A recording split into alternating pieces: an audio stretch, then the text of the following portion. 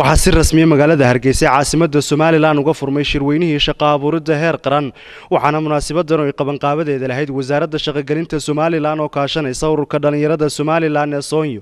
ka soo qayb galay madaxweynaha Soomaaliland qaar ka tirsan golaha wasiirada xukuumaddiisa ururada caalamiga iyo kuwa maxalliga ah waxaana ugu horeyn munaasabadaasi ka hadlay wasiirka wasaaradda shaqo-gelinta Soomaaliland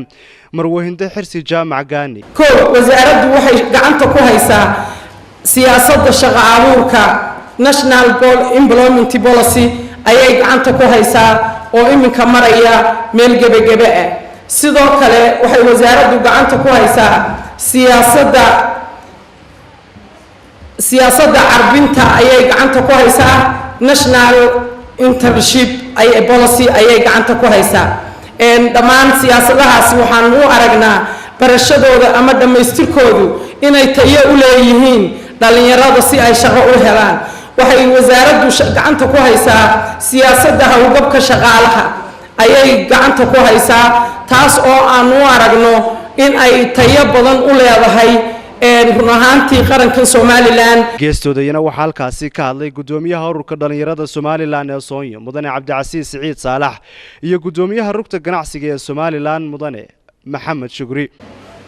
2.7 million tababarkooda tayintooda iyaduna wax sahlan maaha inta marka la sheegay hay'aduhu qabanayaan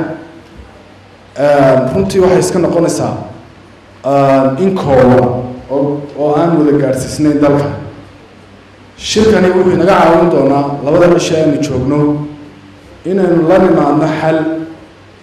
aynu shaqo ugu abuuri lahayn 10,000 oo dhalinyaro ah oo reer Soomaaliland waxaan u baahanahay macaahiid ay ka soo baxaan dhalinyaro ka faa'iideysata fursadaha shaqo dalka yaala waxaana gabagabadii munaasabadaasi soo gabagabeeyay isla markaasina furay shirweynaha shaqo abuurida heer qaran ee Soomaaliland madaxweynaha Soomaaliland mudane Muuse Biixi Cabdi marka koobaad malaha aniga waxa lagu marti qaaday inaan ilaahdo shirku weyn furay mudnaanta koowaad waxaan siinay nabadgelyada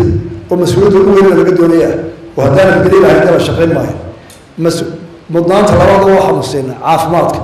وهذه ضد كده أي والله بقولان يانا شغل قليل معي مضنانت استحال واحد مسينا وحبرشها وين وقف كيس وعربنا صدق هذا مسؤولية الشركة كذا لو لا الدولة صارتها مرة كوا صار مضنانت السنة مرة هذا وقف في عافمات قف كيس كسوت ترني وحبرشها كيس كسوت ترني أما كيس كسوت ترني شغل قليلتي دوانا يعاوية وما يبقى قارئ هذا هو الحكم تاعي ترى قسم تاجرنا هاي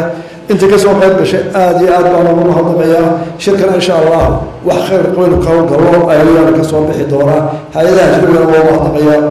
waxa xusid mudan in shirweynaha yahay shirweynihii saddexaad ee lagu qabtay magaalada Hargeysa